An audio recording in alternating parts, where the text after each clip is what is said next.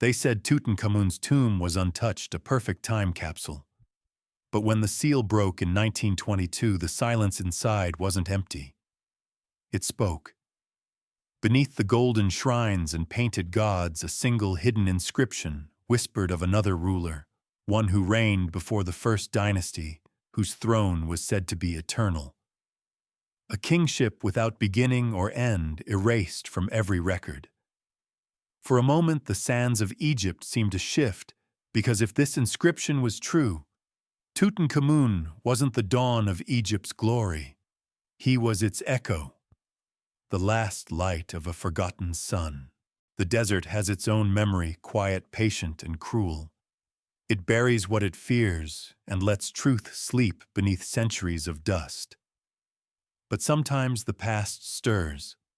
Sometimes it presses against the stone, waiting for a curious ear to lean close enough to hear its breath again. Picture the tomb by candlelight gold, gleaming air thick with the scent of oil and dust. Beneath the splendor, a black basalt fragment bears words no scholar could place to the king before the first king. The fragment vanished soon after, erased from catalogs, its photograph lost. But the question lingers: who sat on that eternal throne? What lineage did Egypt hide before its first dynasty ever rose? Perhaps Tutankhamun's glory wasn't an origin story, but a eulogy for something far older. Before we venture further into the shadows, take a moment to subscribe, so you never miss a secret that history has tried to forget. Because the stone remembers even when the world forgets. The oldest stories of Egypt begin not with kings, but with silence.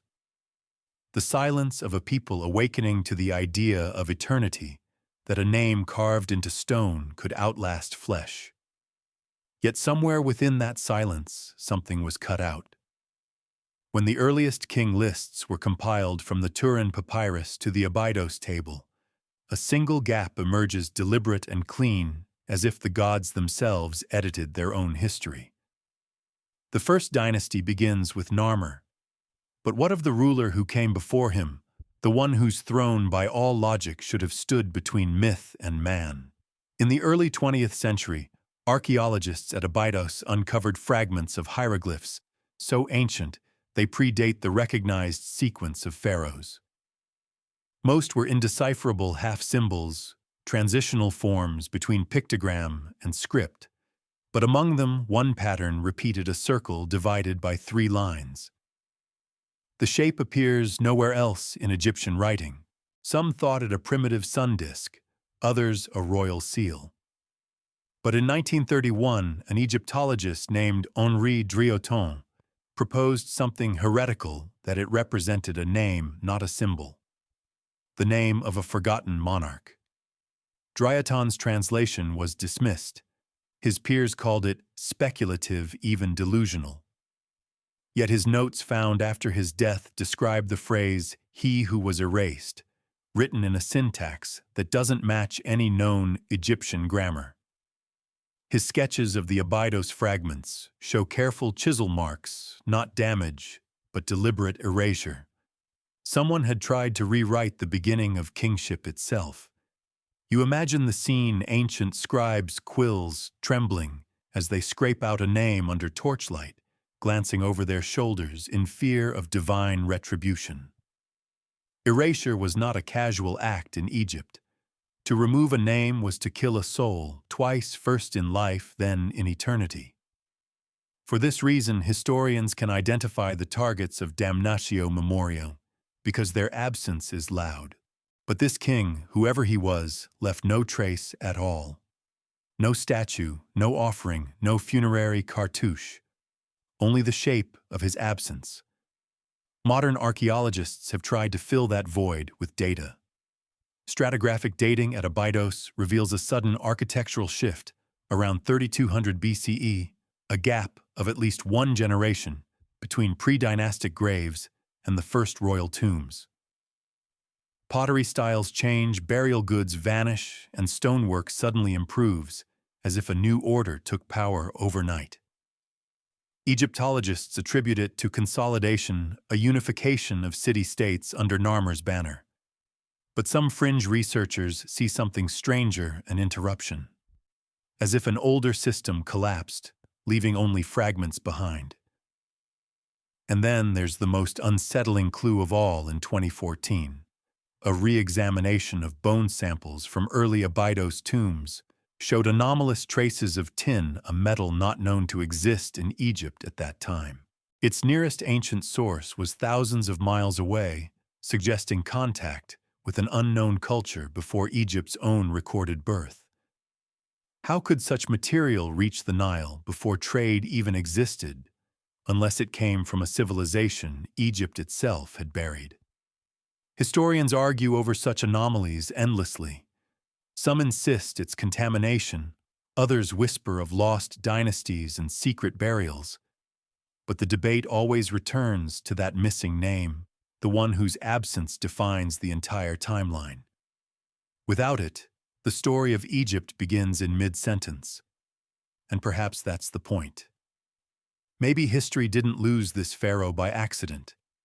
Maybe the architects of the first dynasty needed their world to begin clean, with no rival claims to divinity, no memories of a king too powerful to die. The eternal throne had to be forgotten before Egypt could rise. Still, if you stand at Abydos today, wind whispering through the stone corridors of the Osirian, the air feels expectant. The walls don't speak, but they hum faintly, like the echo of a voice that refuses to vanish completely. And in that low vibration, half imagination, half memory, you almost hear it, the sound of a name being erased over and over again. If the missing pharaoh was truly erased, his architects were not. Stone remembers what ink forgets. And across Egypt's deserts, from the low cliffs of Abydos to the dunes of Saqqara, their work still breathes beneath the sand.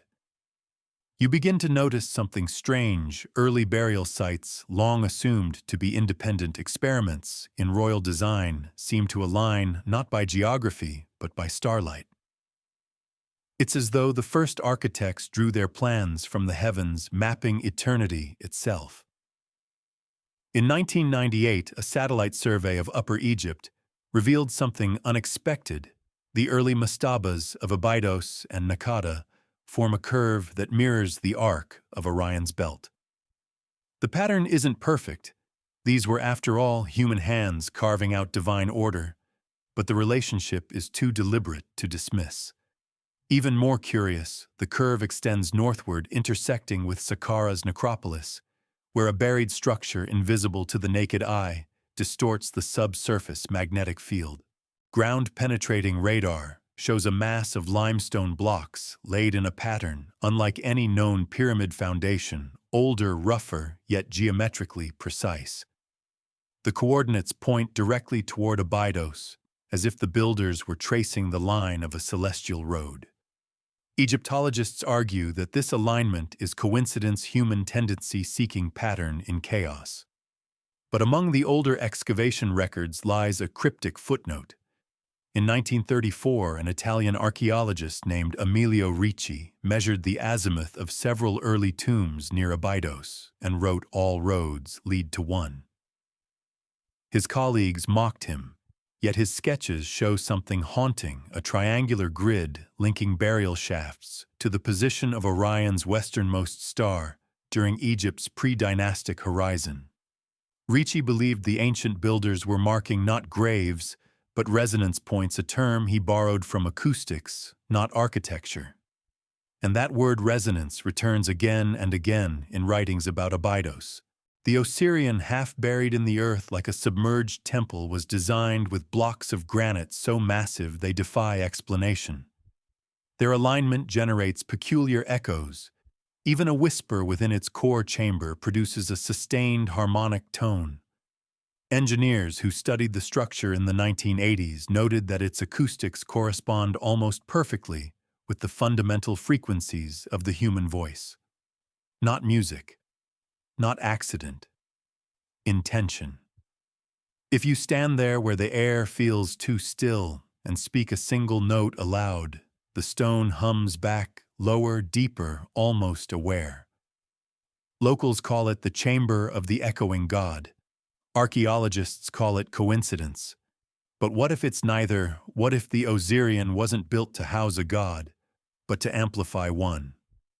That idea gained new weight in 2019 when a team from Cairo University scanned the sand west of Abydos using high-frequency radar. The data revealed a circular void nearly 50 meters across, buried beneath the rock strata. Preliminary analysis suggests masonry, possibly walls. What's strange is the pattern, a repeating spiral layout echoing the very same geometry found in the ceiling of the Osirian's inner chamber. The coordinates match the line of Ricci's resonance points. If you connect them on a map, the result is unnerving, a spiral extending outward across Egypt's earliest burial sites, converging toward the Nile like the coils of a sleeping serpent. And at its heart, Abydos. Traditional archaeology, cautious and sober, rejects such connections. The spiral, they argue, could be statistical chance. But history's anomalies often begin as accidents that refuse to remain silent. Perhaps the architects of Egypt's first monuments were less concerned with tombs and more with memory, with creating an instrument that could preserve not a body, but a presence. And so the erased pharaoh's architects might have left their confession in stone, not words, but alignments, not records, but resonance. They built Egypt's landscape as a vast receiver, a map of sound, starlight, and faith converging toward the place where a voice once spoke and was never meant to fade. When you trace this invisible design, it begins to resemble something uncanny, a map of power drawn not on parchment, but in the bones of the earth itself. You can almost feel the intention of those ancient hands carving order from chaos, turning sand into geometry, silence into signal. It's tempting to dismiss it all as poetic coincidence until you notice what sits at the spiral's edge.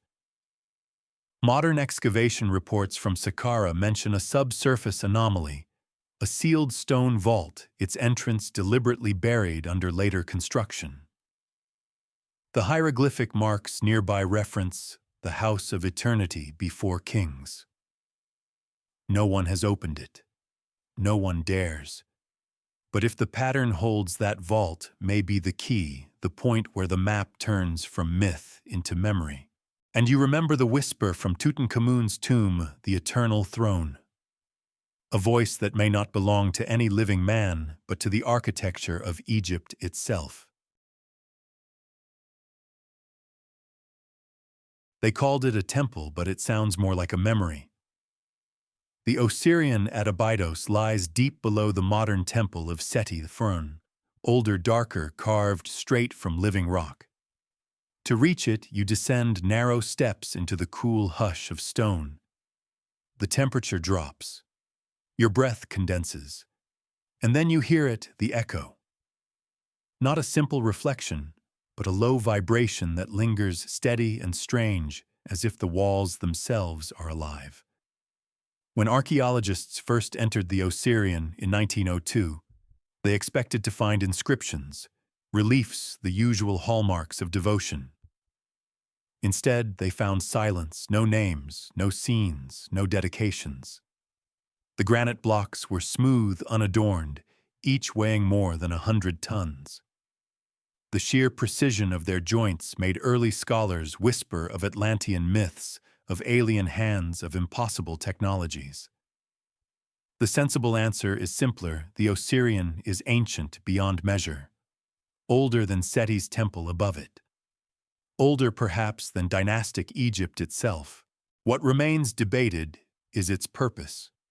Its central hall forms a perfect rectangle surrounded by a shallow trench once filled with water. Some suggest it symbolized the primeval ocean, the moment of creation.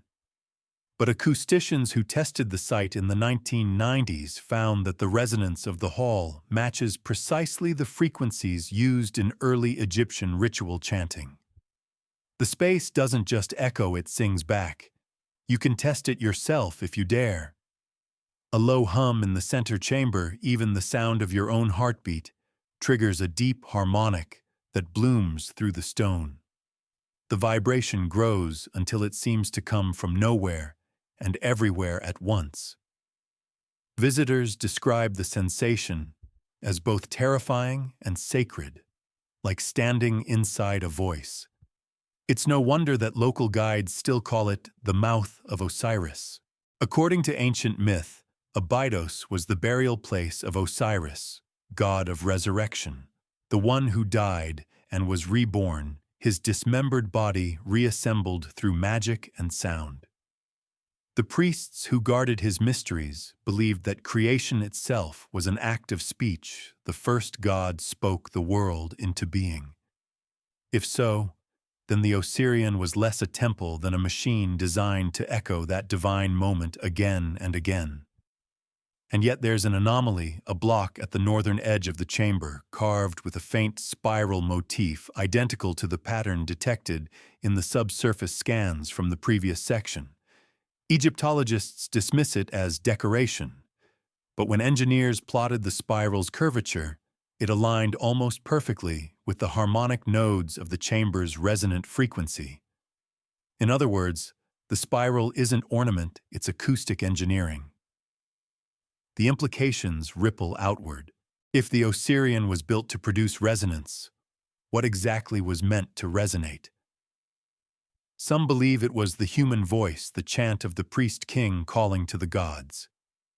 Others suggest something stranger, that the builders were trying to reawaken a tone, a signature sound, that belonged to the eternal throne itself, a voice too ancient to name.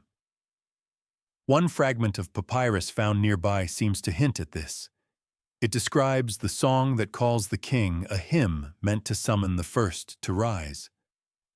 The text is fragmentary, torn by time, but it refers to a tone that shakes the stars and a gate beneath water that remembers its maker.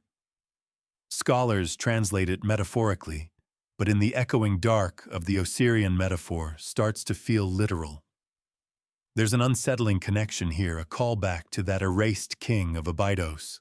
The hieroglyphs that once bore his name were carved out with such precision that no trace remains, but if his architects encoded his existence in sound rather than stone, then the erasure failed. The king's name may no longer be written, but perhaps it still vibrates. Some researchers who have studied the Osirian's acoustics privately confess that the chamber seems to react differently depending on who stands within it. They've recorded anomalies, faint modulations in the echoes, as though the space itself were tuning to the visitor. One scientist joked that the temple was listening back. She didn't laugh afterward. And maybe that's what Egypt was hiding. Not a tomb, but a transmission. A way to preserve a presence across time, not through memory, but through frequency. The eternal throne might never have been a literal seat of power, but a tone, a harmonic identity passed from ruler to ruler like a key. Whoever could match that resonance would inherit eternity itself. It sounds poetic. It also sounds dangerous. Because if the Osirian is a recording, then somewhere deep in its vibration, the first king is still speaking. If you listen long enough, you might hear him. In 1938, on a windless afternoon near Luxor, a small expedition unearthed a slab of gold. Not a treasure chest, not a royal ornament, just a palm-sized tablet buried beneath rubble that predated the New Kingdom. Its surface shimmered strangely, as if the light couldn't decide how to rest on it. The hieroglyphs carved across the tablet were crisp, sharp, and impossibly wrong. They belonged to no known script. The team's lead archaeologist, Dr. Leonard Marchand, noted that the tablet seemed to hum faintly when touched. He assumed it was the vibration of nearby machinery until the sound continued, even after silence fell. His assistant, a young Egyptian epigrapher named Samira Halim, spent nights tracing the markings by lamplight. Within a week, she was convinced the symbols weren't decorative, but phonetic, an attempt to record a sound rather than words. Marchand sent the artifact to Cairo for cataloging. It never arrived. The transport crate, according to museum records, was logged, but later misplaced during war conditions. The file was sealed in 1942. No photograph of the tablet exists today, only Samira's copies preserved in a notebook that resurfaced decades later in her family's attic. On its final page, in handwriting more frantic than scholarly, she wrote, "The seal sings when the sun rises." The voice is not human. Her sketches depict 6 repeating glyphs arranged in a spiral, each resembling a mouth within a circle, identical to the resonance motif found in the Osirian. At the spiral's center, a cartouche containing an image of a throne split in 2. Scholars have argued over this detail endlessly. Some call it a variant royal emblem, others claim it represents dual kingship, the balance between Upper and Lower Egypt. But none of those explanations account for the gold itself, unusually pure, free from the copper traces found in ancient Egyptian alloys. Metallurgists who analyzed one surviving shaving from Samira's notebook, a fleck of gold pressed between the pages, found isotopic patterns inconsistent with any known source in the ancient world. That's the official phrasing, inconsistent with any known source. In other words, the gold shouldn't exist. You picture Marchand sweating under his canvas tent, running his fingers over that strange seal. Maybe he understood in that moment that he wasn't holding an ornament at all, but an instrument. Something designed to react to sunlight, to vibration, to the human voice. Perhaps it was a key, or perhaps it was a memory.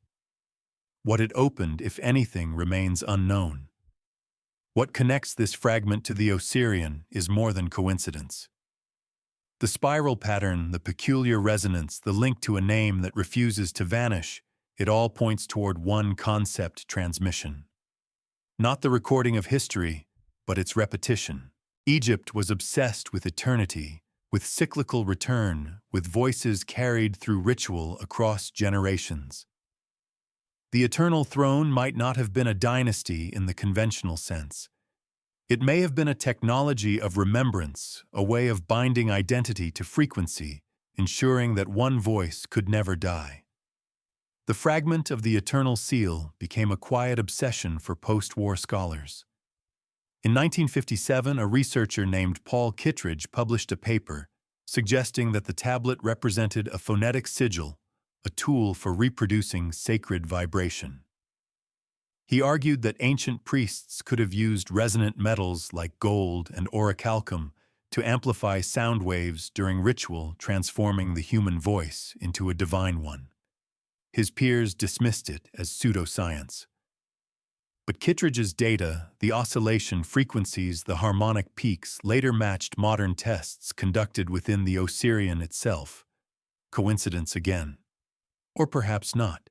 There's a story passed quietly between curators at the Egyptian Museum about a small gold disc discovered in a private collection during the 1970s.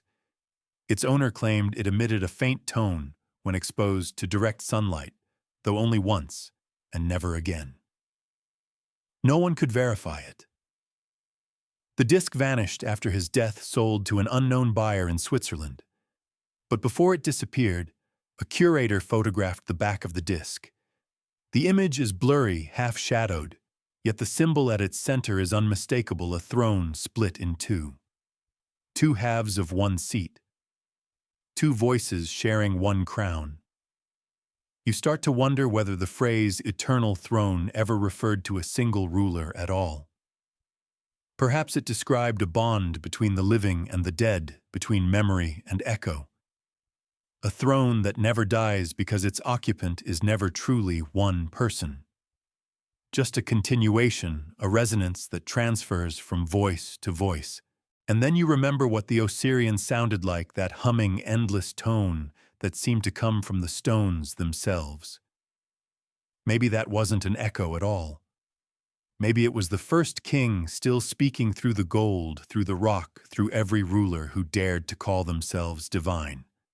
A fragment of a seal, a whisper of a name, a song that refuses to end. They found it by accident, or so the official report claims. In 1964, workers clearing debris near Saqqara uncovered a depression in the sand that led to a shaft narrow and unmarked. It was too deep to be a storage pit, too precisely cut to be natural erosion. When archaeologists descended lanterns swaying in the stale air, they realized this was no ordinary burial. The chamber below was layered in contradiction. Inside lay fragments from three distinct eras: pre-dynastic pottery, Middle Kingdom amulets, and a single alabaster jar inscribed with the cartouche of a late 18th dynasty priest. The mixture defied logic. Egypt's tombs were meticulous, chronological, and deliberate. Each belonged to its moment in time, never a collage of centuries. But this one was wrong, almost mocking the rules of history. The lead excavator, Dr. Karim al-Rashid, called it a conversation between ghosts. He noted that the chamber's layout mirrored the substructure of early royal tombs at Abydos, the same architectural lineage believed extinct long before the Saqqara necropolis was ever conceived. In his field diary, he wrote, "The builders knew what they were copying, but not why. This is imitation without context, a memory rebuilt by those who forgot its meaning." The deeper they dug, the stranger it became. At the lowest layer, hidden beneath limestone slabs, they found a wooden coffin carved from acacia, unusually plain, unpainted, sealed with pitch. The inscriptions on the lid were clumsy, as if carved by an untrained hand, and they seemed to have been copied from older forms. Among them was a single symbol no one recognized, a broken throne, etched in haste, nearly identical to the one on Samira Halim's lost golden tablet. The coffin was empty, or more precisely emptied. No remains, no linen wrappings, not even traces of organic residue. Yet a faint imprint lingered in the resin lining the outline of a body that had once been there. Whoever was buried had been removed long ago, but the burial was resealed with care. Someone had gone to great lengths not to loot, but to hide. Carbon dating of the resin suggests an origin in the early New Kingdom, though the tomb's foundation stones date nearly a millennium earlier. Two eras interlocked, as though a later dynasty was attempting to conceal something older beneath its own history. It is in effect a reburial, but of what the evidence points toward priestly involvement. Fragments of ceremonial vessels near the shaft bear the faint remains of hieratic script, naming a high priest of Ptah, who safeguarded the throne beneath the earth. The inscription uses an unusual verb, kesim, meaning both protect and silence. This dual meaning recurs in funerary texts describing acts of ritual concealment, where dangerous relics were not destroyed, but hidden from the living world. Dr. al-Rashid suspected that this tomb represented such an act, a deliberate suppression of heretical material. Yet his conclusion never made it to publication. Days after the initial excavation, the site was abruptly sealed under orders from the Antiquities Authority. Officially, the reason was structural instability. Unofficially, workers whispered that one of the team members fell ill after entering the shaft, his hearing damaged by what he described as a deep humming that came from nowhere. Al-Rashid's notes mention the same phenomenon. In the final entry before the shutdown, he wrote, "The air vibrates. It shouldn't. The stones are singing again. If the Osirian was designed to preserve sound, perhaps this tomb served the opposite purpose, a vault to bury it, a place built not to honor the dead, but to contain their voice." The conflicting artifacts could then make sense: ritual offerings from later dynasties, meant to keep the seal intact, reinforcing layer upon layer of silence. And yet, when ground radar surveyed the area decades later, it revealed a curious geometry beneath the sealed shaft, a spiral pattern extending outward, faint but definite. The same spiral found in Abydos, the same design inscribed on the golden seal. Always returning, always converging. It's hard not to wonder whether each of these sites, Abydos, Saqqara, Luxor, forms part of the same system, each node reinforcing the next. Together, they create a network of resonance like the tuning pegs of an unseen instrument stretched across the desert. The tomb that shouldn't exist might then be more than an anomaly. It might be a pressure valve, a burial not of flesh but of frequency. Still, the question remains, who ordered it sealed? Among the restricted archives of the Cairo Museum, one forgotten memo surfaces. Dated 1965, addressed to the Ministry of Antiquities, it recommends the immediate closure of Excavation 4N and the transfer of all notes to a clerical archive under religious oversight. The memo bears no signature, only a stamped insignia, two thrones side by side, their bases touching. No one knows where Dr. al-Rashid's field journals went after that. His colleagues claimed he left Egypt disillusioned. Others insist he remained quietly consulting for government restorations under a different name. But among collectors and historians who chase forbidden archaeology, his final line endures, whispered like a curse. Every tomb we open is an echo, and one day the original will answer back. There is a recording, grainy, almost inaudible, dated to March 1972. The label reads simply, Osirian Chamber Night Test No. 3. It was captured by a visiting acoustics researcher named Dr. Helena Strauss, one of the first to bring sensitive audio instruments into the ancient site. On the tape, you can hear her footsteps echoing faintly, then her voice calm, clinical, reciting test parameters in German. She pauses. Then something else, a low vibration rising from silence like breath beneath the earth. The hum isn't constant. It modulates. The sound expands into subtle overtones, too structured to be random, too tonal to be natural. It pulses in intervals, 5 seconds of silence, then a faint harmonic, then silence again. Strauss whispers, Es antwortet. It's answering.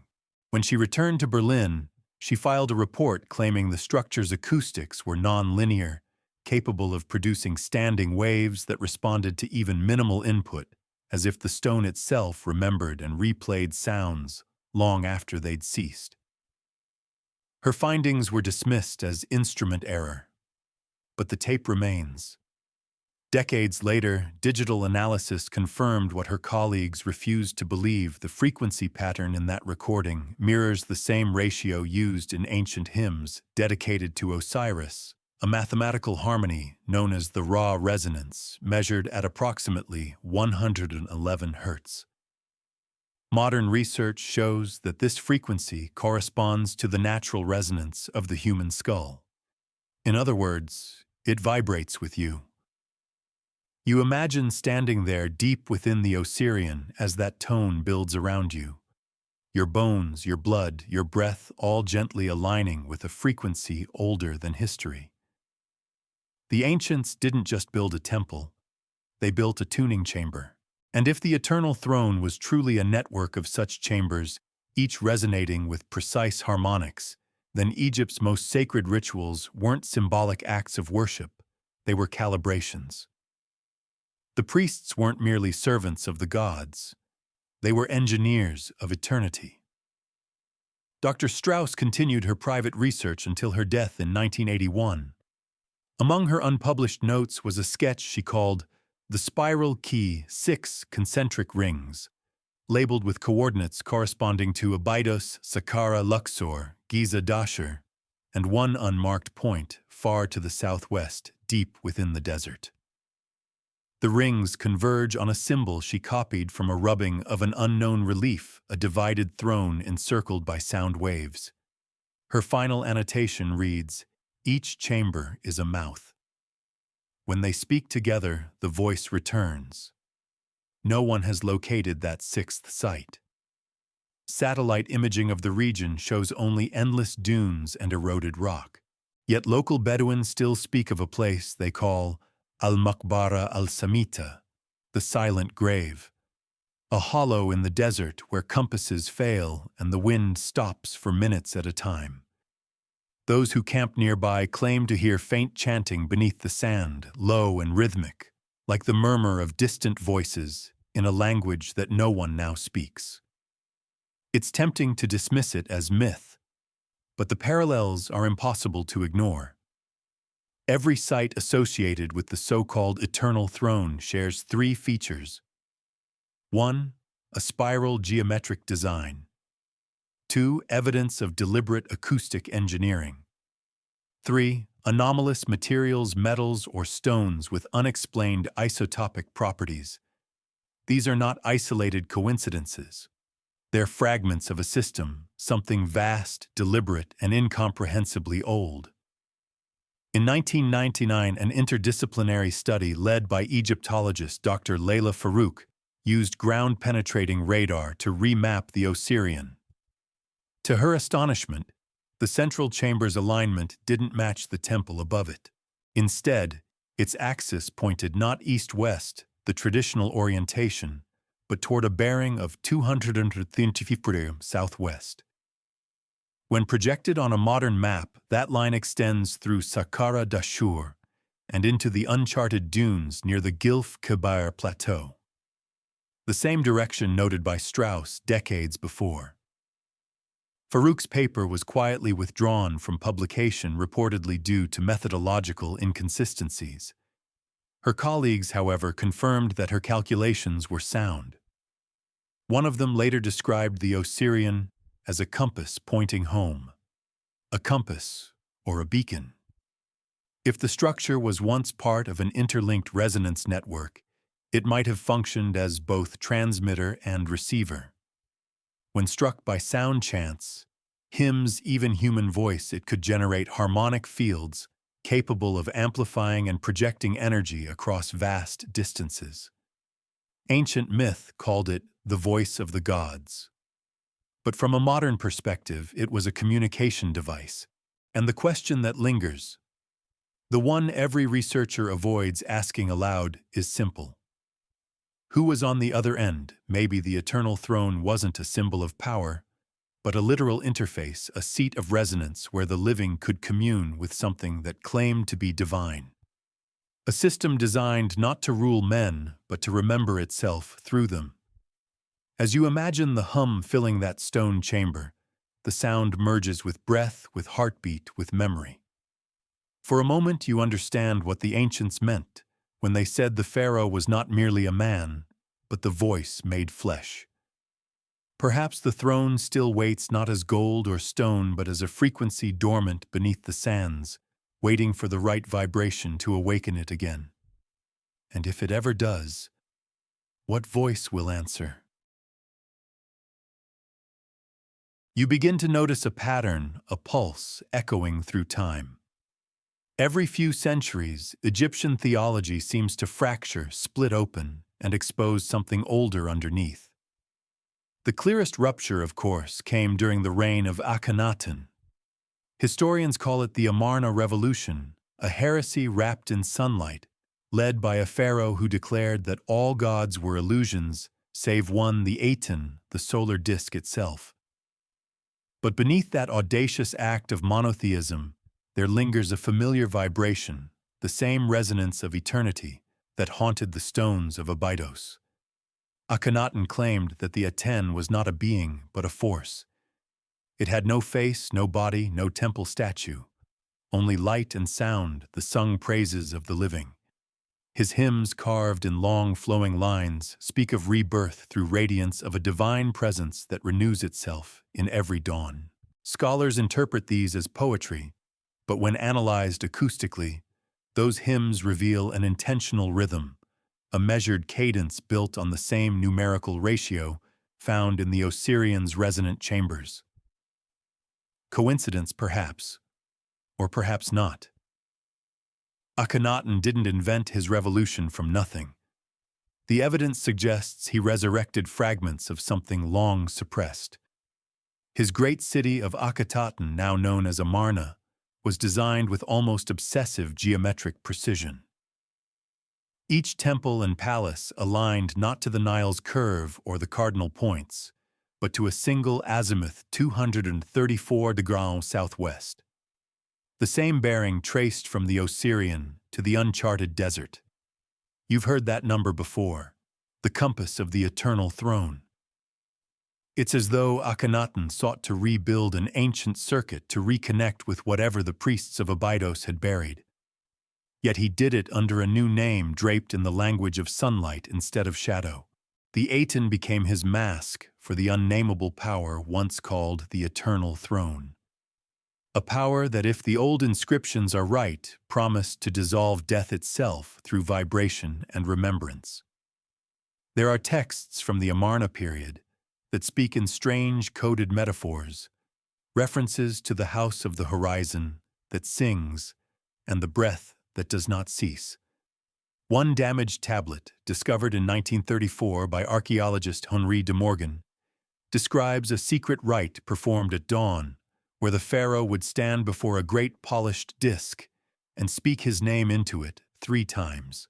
Each utterance was recorded amplified, then reflected back into the air, creating what the priests called the echo of becoming. It sounds poetic until you recall that the Osirian was designed to project sound, that the eternal throne was not carved of stone but forged in resonance. Akhenaten's ritual was not prayer. It was activation, and perhaps that was his greatest heresy, not that he defied the gods, but that he tried to replace them with himself, to merge man and divinity through frequency. The priests of Amun, horrified, called it blasphemy. They accused him of trying to resurrect something the world was never meant to hear again. Their rebellion was swift, ruthless, and thorough. Within a generation, his temples were torn down, his name erased, his city abandoned to the desert. But history, as it often does, failed to erase the hum. Modern excavations at Amarna have revealed anomalies beneath the main temple, narrow shafts that descend into chambers lined with a strange vitrified stone, smoother than granite, melted at temperatures far beyond what Bronze Age tools could produce. These walls are fused in a way eerily similar to the substructures at Abydos and Saqqara. When struck, they emit a faint tone at 111 Hz. One archaeologist who conducted the initial scans remarked privately, "It's like the ground is singing back." His notes were later confiscated by the Egyptian Antiquities Authority, citing unverified speculation. The official report mentions only geological irregularities. But even skeptics admit that Amarna's subterranean layout makes no architectural sense unless it was built to channel sound.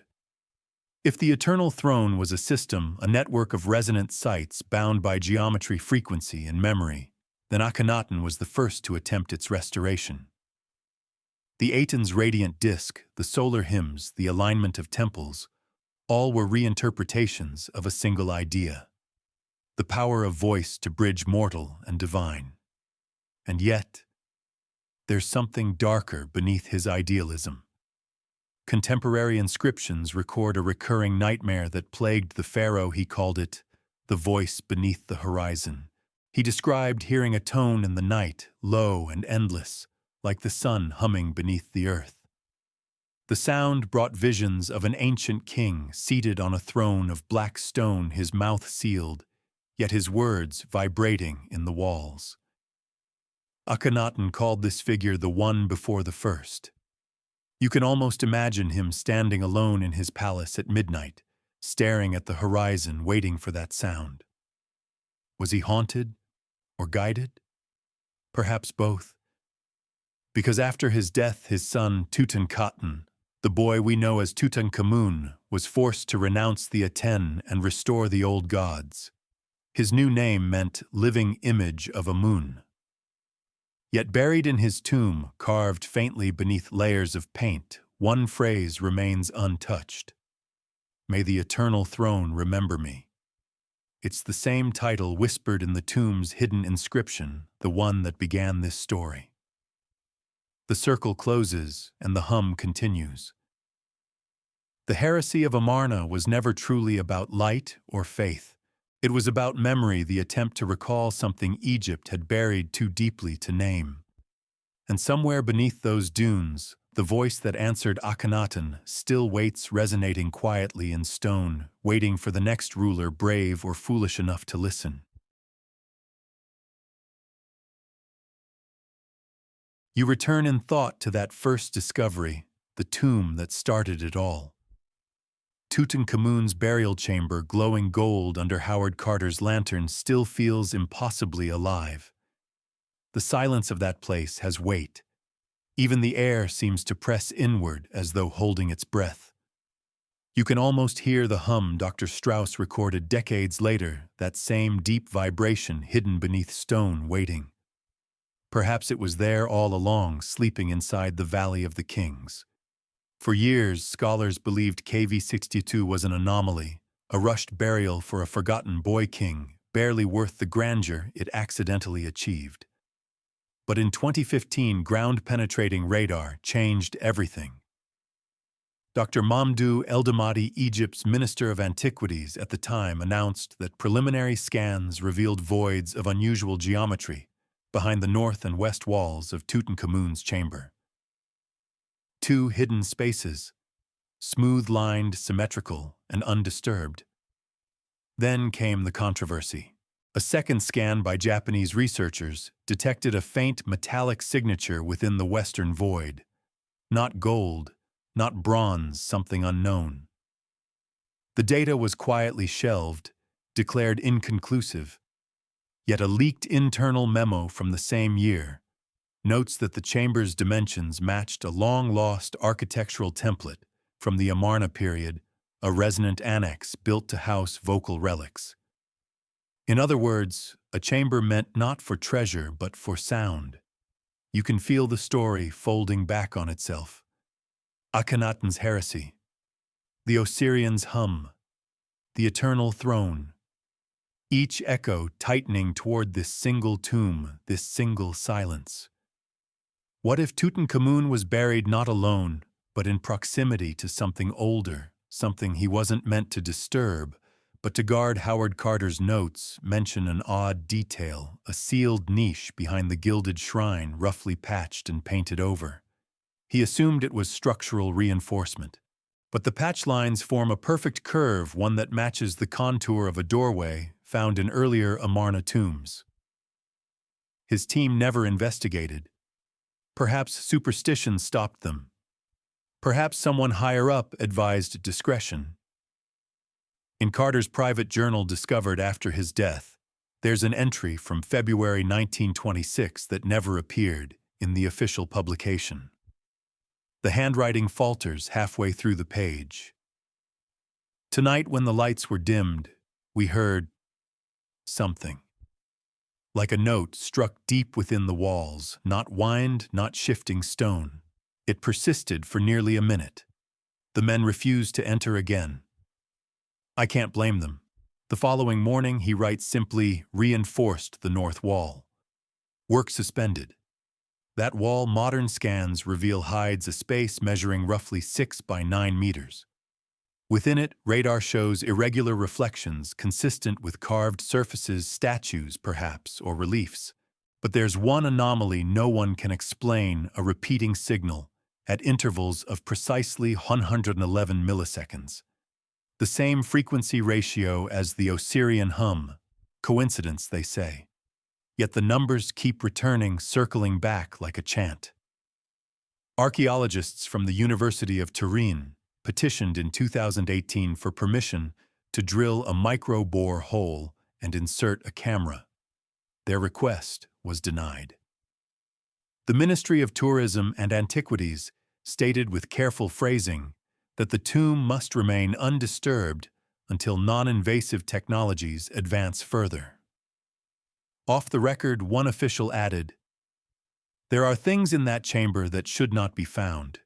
You wonder what that means, fear or reverence, maybe both, because there's something almost ritualistic about the secrecy surrounding KV-62. The Egyptian government has no issue with revealing mummies, temples, even curses for tourism. But this chamber silence, it reminds you of the priesthood rebellion mentioned in the papyri of Amun, a blasphemous king who claimed to rule beyond life and death. His memory expunged his rights hidden. That rebellion ended at Abydos, but its traces lead straight here to the valley. Perhaps this isn't coincidence at all, but completion. The last vault of the eternal throne. And then there's the inscription.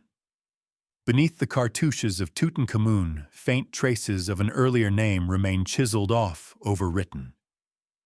Imaging enhancement reveals a pattern inconsistent with the boy king's lineage. The erased glyphs correspond to the phonetic cluster Nefer-Ka-Ra, the beautiful Ka of Ra. That name doesn't appear in any known dynasty, but one text, the Ritual of the Hidden Horizon, mentions a ruler of that title who spoke with the sun through the stone. The same ritual later echoed in Akhenaten's dawn ceremonies. If Tutankhamun's tomb was adapted from an older template, perhaps built for a king who vanished from the records, then what lies behind that sealed wall could be the original occupant.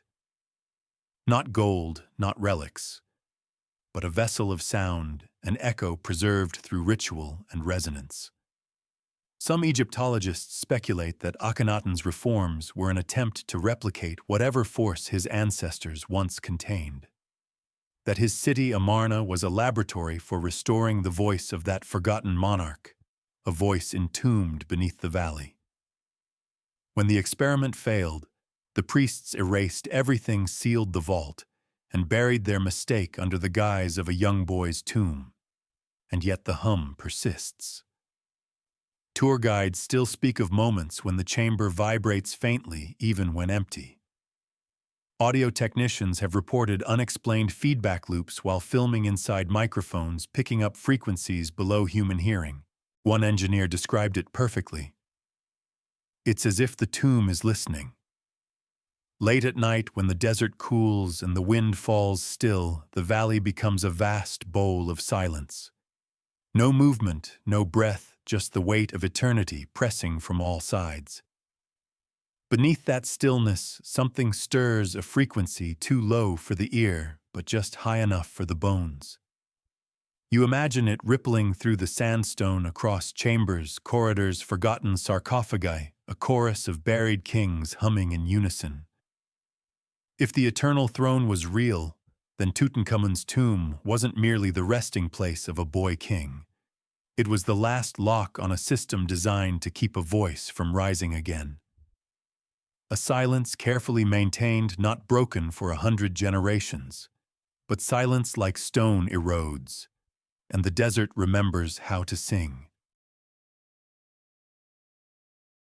The story circles back, as it always does, to Abydos, the city of echoes, the first and last shrine. Here beneath the temple of Seti, archaeologists unearthed fragments of parchment so brittle they turned to dust when touched. They were copied hurriedly in the 19th century by a man whose name appears in no academic record. Father Auguste Brière, a French missionary with an inconvenient obsession for forbidden texts. His notes, later rediscovered in a monastery archive, described scrolls filled with what he called hymns without music words, that read as incantations but scanned like instruction. Each scroll began with the same invocation to awaken the memory of the throne, speak as it once spoke. Brière's sketches include glyphs that don't belong to any known period. They blend early hieratic curves with symbols resembling Sumerian cuneiform, an impossible combination separated by over a millennium of history. He annotated them nervously, language of before Egypt. He claimed these texts described a ceremony called the Echo Rites. Their purpose, he wrote, was to preserve the first voice through all kings to come. In the ritual's second stanza, the officiant was instructed to stand within a chamber of perfect stone, face the western horizon, and chant a sequence of tones, while the priests struck bronze discs along the walls. Each vibration was said to feed the mouth of the hidden one, keeping the original ruler's presence alive through the resonance of sound. At the time, scholars dismissed Briere's account as fantasy. His translations, after all, mixed theology with engineering terms: frequency, reflection, aperture. The word aperture appears 6 times in his French copy, each time beside the phrase, "gate of the living sound." When viewed through modern eyes, it sounds less like ritual and more like acoustic technology. A ritual designed not to worship a god, but to record one. Abydos, unlike any other sacred city, has always been layered temple upon temple, myth upon myth. The Osirian buried beneath the later complex was already ancient when Seti III built above it. No one knows who laid its foundation.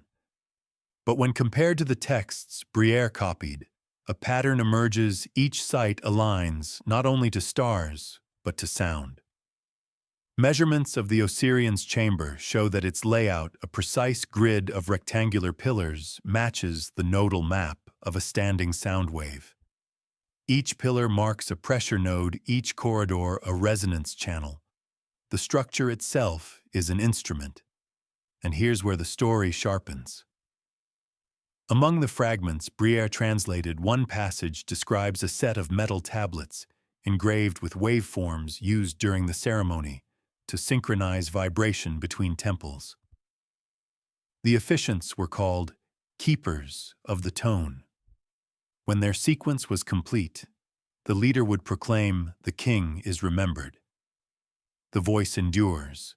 This language echoes another artifact, the golden tablet found in 1938 near the Valley of the Kings, inscribed with unknown symbols referring to a throne that never dies.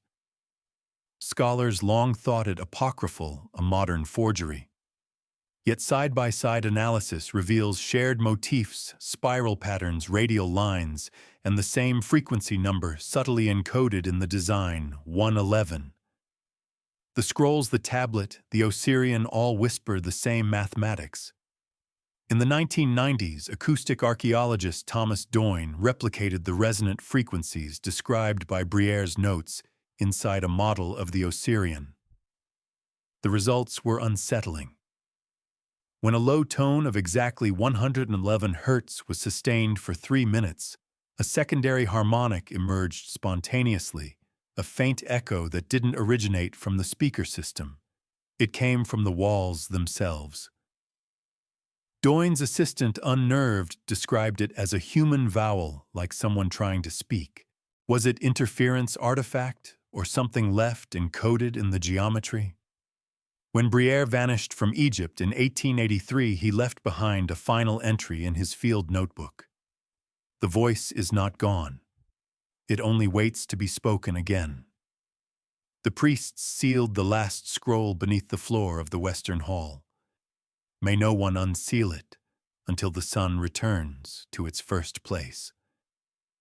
That last phrase, "the sun returns to its first place," became the subject of quiet fascination among epigraphers. It seems to reference a specific celestial event, the precession of the equinoxes, which completes roughly every 26,000 years. Was the ritual timed to a cosmic cycle? Were the ancients waiting for a moment when earth, stars, and stone would once again align? Allowing the voice to awaken, modern scans have detected a small rectangular void beneath the western floor of the Osirian, roughly the size of a chest. Metallic reflections indicate an object inside. The Egyptian Ministry of Tourism and Antiquities calls it a minor cavity of archaeological interest. No excavation has been permitted, and so the last of the scrolls remains unseen, a mouth sealed in stone, waiting for a sound that has not yet been sung. You think about the phrasing again, "to awaken the memory of the throne, speak as it once spoke." What if the echo rites weren't about resurrection at all, but continuity?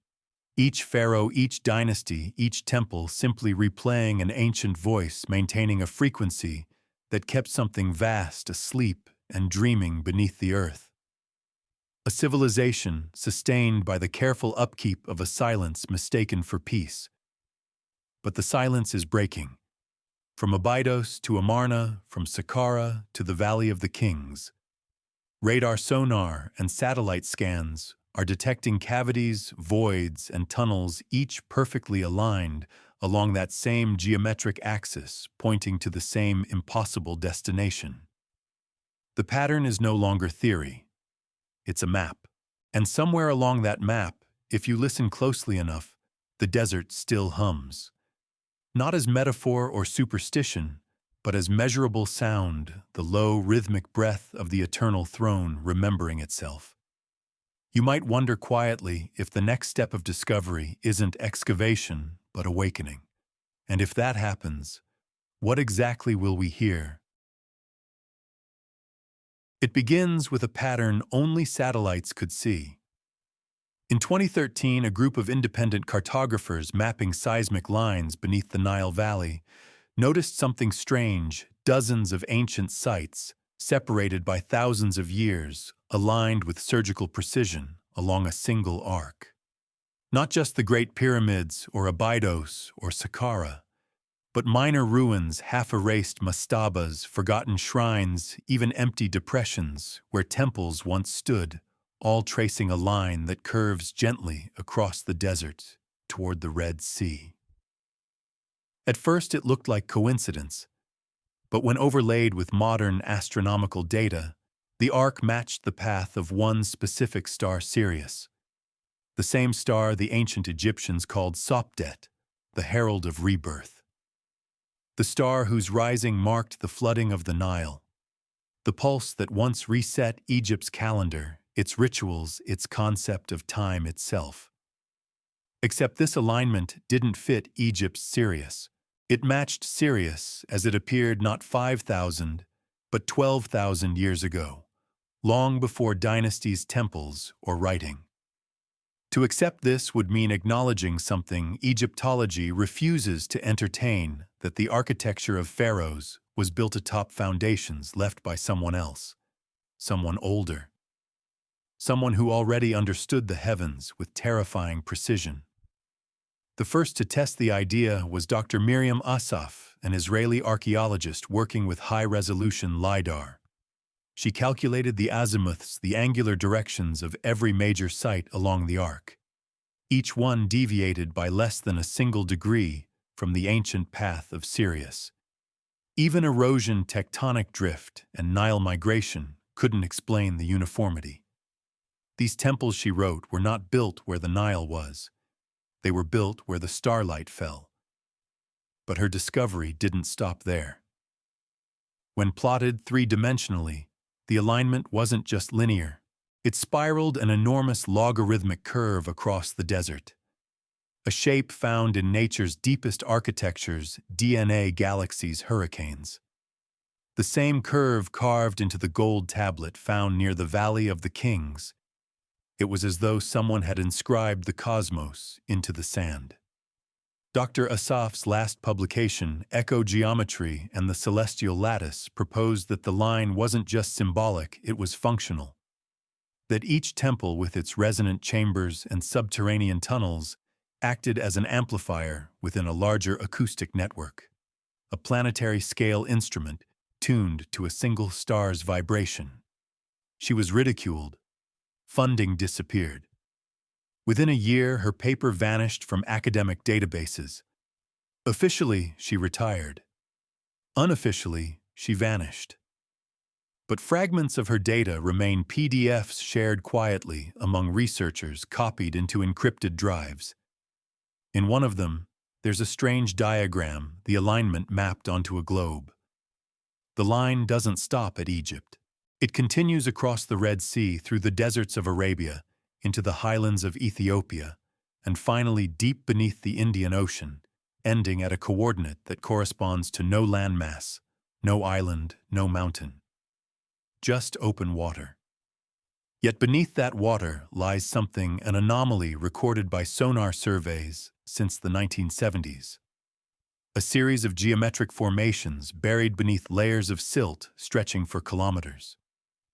Officially, it's categorized as a natural basalt formation, but the shapes, triangular, hexagonal, perfectly symmetrical, defy geological explanation. Those who have seen the raw sonar data call it the foundation field. In 2018, a private oceanographic team claimed to have picked up rhythmic vibrations emanating from that same coordinate low-frequency tones repeating every 11 minutes, identical to the resonance recorded at the Osirian.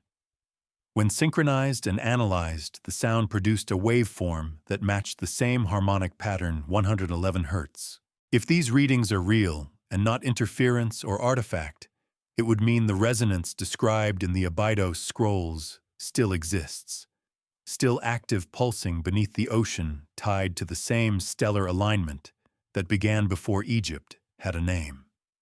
It's not just history at stake anymore. It's the possibility that human civilization was never the starting point, but the continuation of a design we didn't build and don't fully understand. When you map the line backward, back through Abydos, through Saqqara, through the Giza Plateau, it doesn't end at a temple. It ends beneath the sands west of Luxor, in a sector never excavated, sealed by shifting dunes. Satellite imaging shows faint outlines, a circle inside a triangle carved on a scale too vast to see from the ground. A geometry waiting to complete itself. And if the past was designed to resonate, if every stone and chamber was a note in a forgotten song, then that circle may be the final key, the one that wakes the throne. The dunes west of Luxor are silent, too silent. Not even the wind seems to want to cross that stretch of earth. Locals call it El Hadra, the listening place. Few approach it. Those who do claim that their voices sound wrong there, as though the air itself is listening back.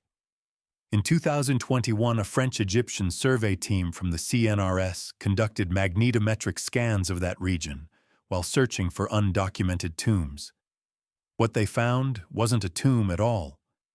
Beneath 6 meters of compacted sand lay a circular platform 50 meters wide, composed of a material that didn't match any known limestone or sandstone.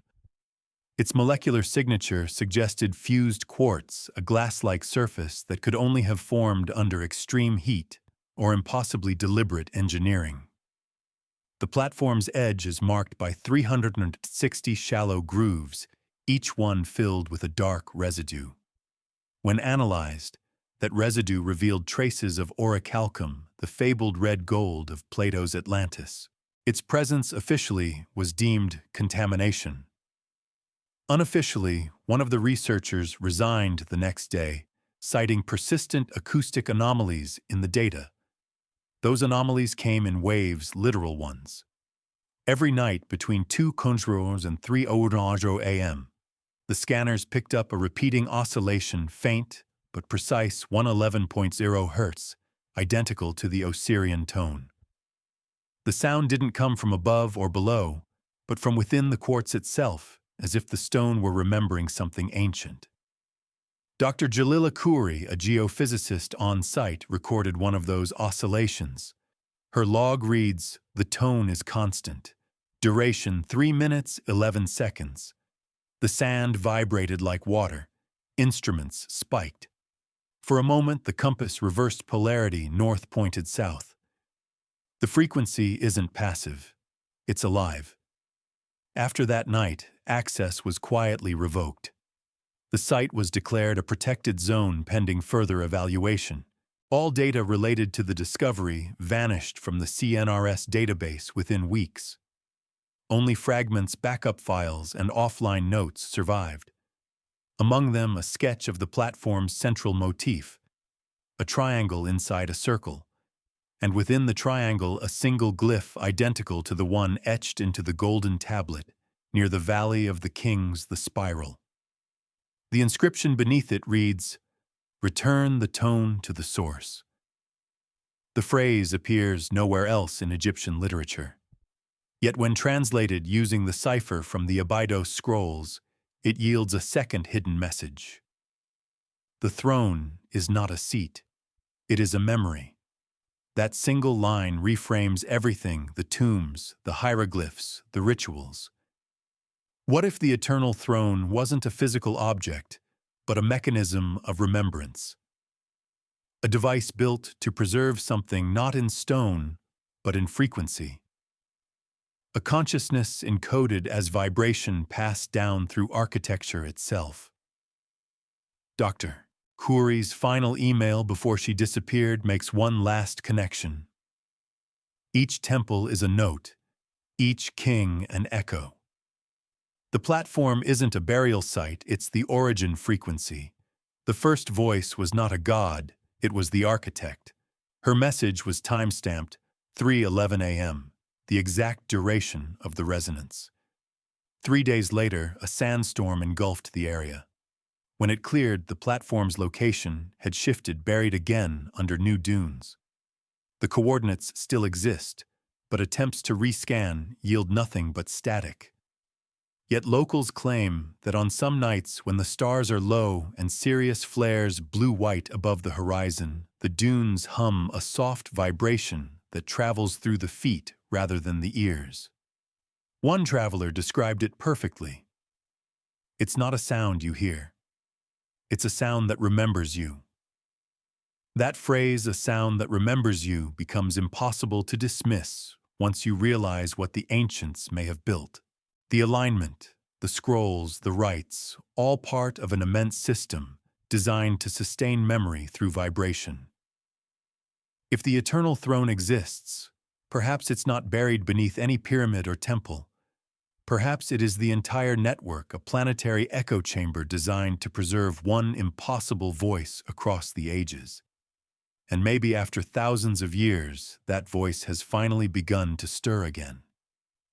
Because now, for the first time in recorded history, modern technology, radio telescopes, seismographs, deep-sea sonar, are all tuned to the same global frequency bands.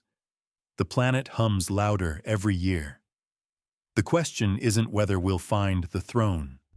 The question is whether the throne has already found us. It begins with a circle. At first glance, it's just decoration, a solar motif that repeats across temples, tombs, and amulets from every Egyptian era. But under closer inspection, that circle isn't constant. Its inner lines shift subtly between dynasties, as if the same design were being corrected again and again across centuries. In 1954, during restoration work in Karnak, archaeologist Hassan Mahmoud uncovered a ceiling panel that no one had catalogued. Within it was a sun disk unlike any other, concentric rings woven with alternating symbols of Ra Horus, and a third unnamed figure whose name was deliberately chiseled out. When the carving was digitally traced decades later, those rings were found to form a geometric code, a spiral calibrated to a specific astronomical alignment. The coordinates pointed not to a location, but to a moment. A date, one that would repeat only once every 3,000 years. June 21, 2025.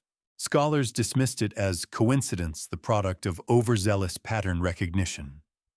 But that dismissal faltered when in the 1990s similar discs were found at Abydos, Luxor, and even in fragmentary reliefs near the Red Sea. Each contained the same mathematical pattern, the same ratio of arcs, each culminating in a single central glyph, identical to the spiral seen on the golden tablet and the quartz platform. This was no mere decoration, it was a countdown. At the British Museum, Egyptologist Dr. Rowan Ellis noticed another link. The ratio of the disk's spiral 1.618 matched the golden ratio, the proportion used to design both temple columns and the dimensions of the Great Pyramid. When the same ratio was converted into sound frequency using harmonic mathematics, The resulting tone was again 111 in hertz, the same note, the same resonance. By now you can feel the pattern tightening, everything returning to that frequency, that hum beneath the stones. The eternal throne was never just a metaphor. It was a harmonized system connecting time, space, and kingship through vibration. Each pharaoh's coronation wasn't merely political, it was tuning. The living king aligned himself with the resonant frequency of the first king, the one who ruled beyond life and death. Ellis's final paper, the one she never published, proposed that the sun disk itself was a code left by the surviving priesthood of the eternal throne. A cipher marking the times when the voice could be heard most clearly, when Earth, Sirius, and Orion aligned in the geometry of rebirth.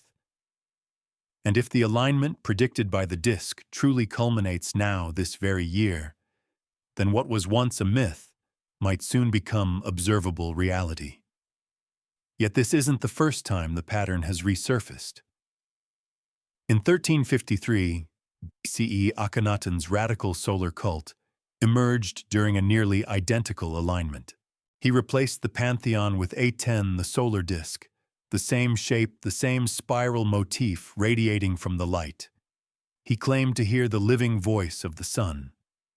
To his priests it was heresy. To him it was remembrance. You can almost imagine him standing in the desert, light arms raised, his temples vibrating with the low hum of that ancient frequency, unaware that he was reenacting a ritual millions of grains of sand older than his own faith. And perhaps it wasn't madness that drove Akhenaten to build Amarna in such perfect symmetry to the horizon, but instruction. A forgotten geometry whispered through generations of builders to restore the resonance of a throne long buried under myth. Here's the strangest part. When satellite data from the Abydos region was compared with infrared scans of Amarna, both sites revealed identical spatial intervals, as though they were designed to form two halves of one vast symbol when overlaid. The missing third point of that triangle aligns perfectly with El Hadra, the site of the quartz platform. 3 sites, 3 notes, a triad of resonance that ancient texts might have called the echo triad, the summoning of the eternal voice. And now, if the alignments are correct, that triad is complete again for the first time in over 3 millennia. The hum beneath Abydos is growing stronger. Seismic sensors detect faint rhythmic tremors that match neither tectonic movement nor human interference. Their intervals repeat every 11 minutes, an uncanny reflection of the 11 tones described in the lost Abydos scrolls. You think back to Dr. Khoury's words, each temple is a note, each king an echo. Perhaps without realizing it, humanity has rebuilt the amplifier.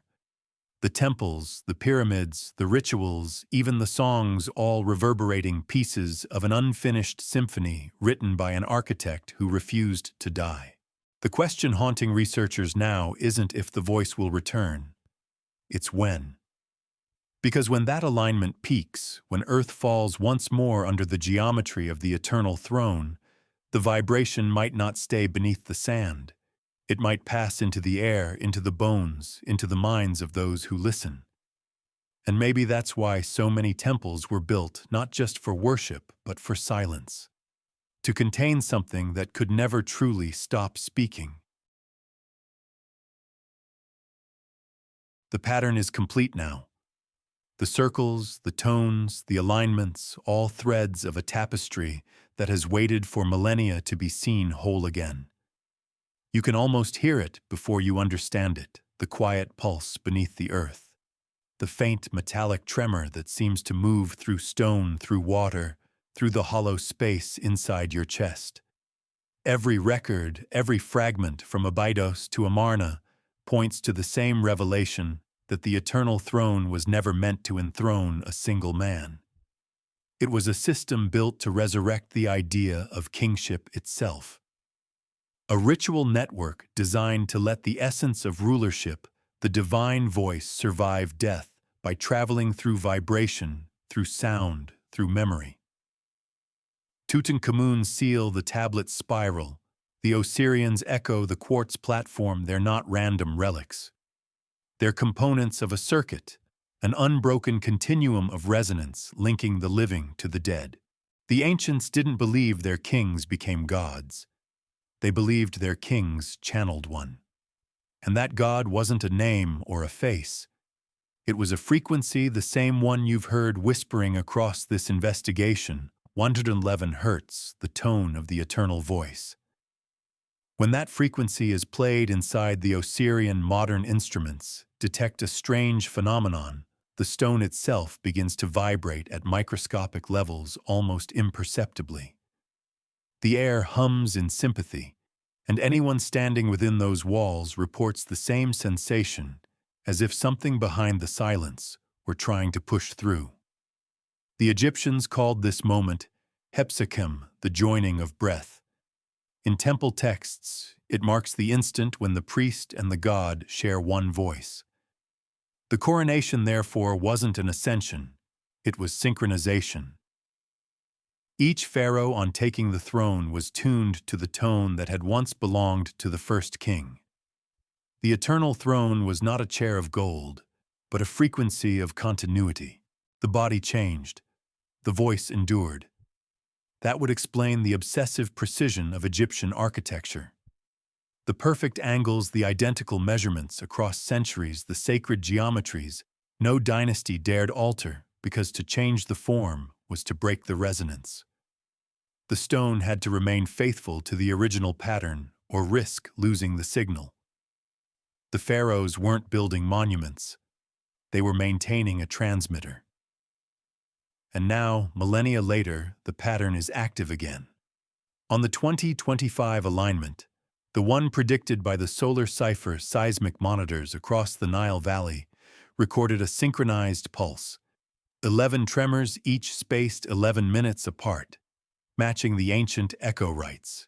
Infrasound detectors captured a sustained 111 hertz tone that persisted for nearly 3 hours. It wasn't localized. It was global. The same vibration was detected in the Andes in Mesopotamia, even beneath the Mediterranean seabed. Everywhere ancient stone met the earth, the hum returned. The data was dismissed publicly as interference, but privately several research teams began cross-referencing the frequencies. They discovered that the oscillations were harmonically linked to Schumann resonance, the Earth's natural electromagnetic heartbeat. The voice wasn't buried. It was planetary. You can laugh if you like, and you probably should. The idea that an ancient civilization could imprint consciousness into the planet's own vibration sounds absurd. Yet the ancients might not have needed machines. They had sound geometry ritual, the language of matter itself. And when that language is repeated long enough, the world remembers. It's possible that the resurrection they sought wasn't spiritual, but structural. That every chant, every coronation, every carved hymn was meant to keep the resonance alive, to ensure the eternal voice never faded. When you realize that a quiet dread takes hold, because if the frequency has returned, then the circuit is closed again. The system is awake. And maybe that's why the air feels different lately. Perhaps the first king, the one whose name was erased from every list, has no need for a body anymore. Perhaps he has become the hum itself, a consciousness, diffused through the fabric of sound. The eternal throne would then be more than a relic. It would be a living architecture spanning the globe, still transmitting the memory of rulership through every stone that once heard his voice. Every echo you hear in a temple, every vibration that ripples through the sand could be the continuation of that same signal. The voice that never died. And now you begin to understand why the ancients warned that to awaken the throne was to dissolve the line between the living and the remembered. The king's return would not come as a man stepping out of a tomb. It would come as a whisper in the world's bones, the ancient hum of a god reborn as vibration. You can almost hear it now, not with your ears, but somewhere deeper. A low, steady tone that seems to move behind the silence. Maybe it's the wind, or maybe the king is speaking again. The desert sleeps again. The winds have covered the trenches, the footprints, the evidence. To anyone passing by, Abydos looks unchanged, endless dunes and silence. Yet if you listen closely in the stillest hours before dawn, the sand trembles just enough to blur its own shadow. It's almost as if the earth is breathing. For a moment, you imagine it, a voice older than memory woven through the ground, humming softly beneath your feet. It doesn't speak in words, not anymore. It simply resonates, a tone that binds time stone and story together. The ancients tried to preserve their kings with gold and prayer.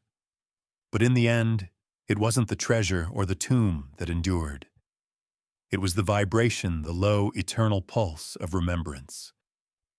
If the eternal throne was ever real, then maybe every coronation since was never a beginning at all, but a continuation. A ritual replayed by countless hands echoing the first. The pharaoh's crown, the Roman laurel, the imperial diadem, each one a fragment of that same transmission. Each one catching a faint trace of the voice that refuses to vanish. And maybe that's the secret the stone was trying to tell us all along. That history doesn't repeat, because we forget it repeats, because something in the silence insists on being heard. So when you walk through ruins or feel the air hum in old cathedrals, remember not all echoes fade. Some remain. Some never stopped. You take one last look toward the horizon. The stars shimmer faintly, ancient watchers reflecting off invisible sands. The wind drifts softer now. The hum recedes into the distance, steady and calm like a heartbeat returning to sleep. And you realize that the story isn't ending. It's simply falling quiet again, waiting for the next hand to brush away the dust, the next ear to lean close, the next whisper to rise beneath the stone. The voice does not die. It only waits to be heard,